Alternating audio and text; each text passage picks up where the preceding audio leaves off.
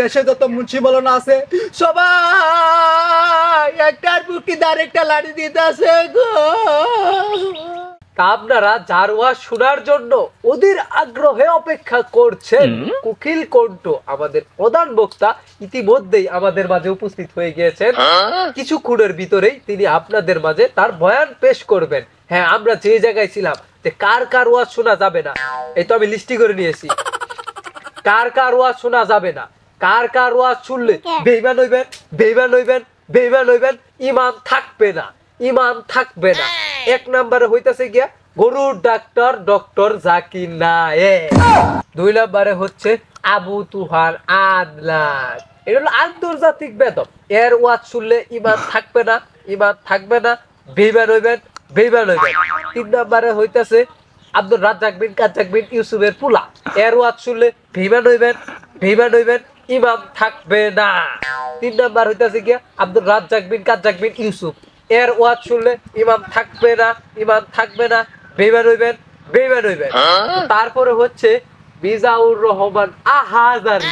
এর ওয়াজ শুনলে বেঈমান হইবেন, বেঈমান হইবেন, বেঈমান হইবেন, ঈমান থাকবে না। তো সম্মানিত ভিউয়ার্স, আমি যাদের যাদের নাম বললাম এদের ওয়াজ শোনা যাবে না। ওয়াজ শুনলে বেঈমান হইবেন, বেঈমান হইবেন, ঈমান থাকবে না। তো সম্মানিত ভিউয়ার্স, আমি আর কথা লম্বা করতে চাচ্ছি না। আমাদের প্রধান অতিথি মঞ্চে উপস্থিত হয়ে গেছে, তিনি আপনাদের মাঝে তার কুকিল কণ্ঠে বয়ান পেশ করবেন। তো আমি এখন উঠি। আসসালামু আলাইকুম। স্বামী যখন গভীর রজনীতে যাত্রা শুনাইতে বেলা বাড়িতে আইয়া দরজা মধ্যে টুকুস টুকুস করে আওয়াজ দেয়, বিবি জান গো। শীতের ঠেলায় ডাবের ভিতরে ডাবের পাঞ্জা ময়রা দইরা হইয়া রইছে গো। স্বামীর ডাকটা শোনার সঙ্গে সঙ্গে ডাবটা গুছাই দিয়া দরজা সেরত করে খুললা দিয়া স্বামীরে ঘরে তুললা নিল গো। আমি আবার কুরআন হাদিসের বাইরে একটা কথা কই না গো। সরকারি এবার গো সালের দাম বাড়াই দিছে, সালের দাম বাড়াই দিছে গো। সাধারণ জনগণে সাল খাবার পাইতেছে না, ন্যায্য মূল্যের দাম ব্যাপক হারে বাইরে গেছে, ঠিক কিনা? সাধারণ জনগণে বিশাল চাপ সৃষ্টি হইতাছে গো। এই সরকার ক্ষমতাটা পাইয়া গো দেশে যত মাজার আছে সবগুলো ভাঙিয়ে দিতেছে গো। আহলে হাদিসের কিছু লোকে বড় বড় বুলডোজার লইয়া আগের মাজার গুলো উল্টাই দিতেছে গো।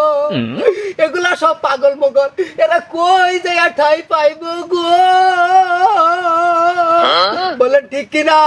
দেশে যত লোক আছে গো সবাই মাজার বিরোধী গো। দেশে যত মুন্সি মৌলানা আছে সবাই একটার বুকি আরেকটা লাড়ি দিতেছে গো।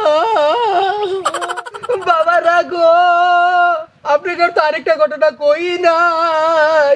আমি যখন আসি সেই সময় এত বড় বড় দাও লইয়া কিছু মুন্সি মৌলানারা পাগল করে দৌড়াইতেছে গো। আমার লেবাসা ছিল পাগলের নেহালা, এইটা দেখে আমি স্যাত করে আইনা খেতে মাঝখান দিয়ে দৌড় দিয়েছি গো।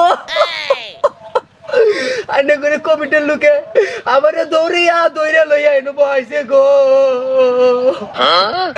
আমি এয়ারপোর্ট থেকে আপনাকে স্টেজের মধ্যে আমার কুকি কণ্ঠে ওয়াজ করতেছি। বাবারা গো, আমি আরেক জায়গায় ওয়াজ করা গেছিলাম, স্টেজের মধ্যে উঠিয়া আমার কুকির কণ্ঠে সঙ্গে মারলাম টান, পাবলিকে উঠিয়া মারছে একজন লোক বাড়ির মধ্যে খামসা মাইনা দইরা বইয়া রইছে। আমি তার জিজ্ঞাসা করলাম, তুমি মনে হয় আমার কুকিল কটের মর্মটা বুঝছো? সে আমারে প্রশ্নের উত্তর দিল, না না হুজুর, আমি আমার মাউক পিস আর ব্যাটারি লেগে বইয়া রইছি। বাবা রাখো, হুজুর হুজুর পুলিশ এসে, পুলিশ এসে, মাহফিল বন্ধ করুন, ক্যামেরা বন্ধ কর, বন্ধ কর, বন্ধ কর।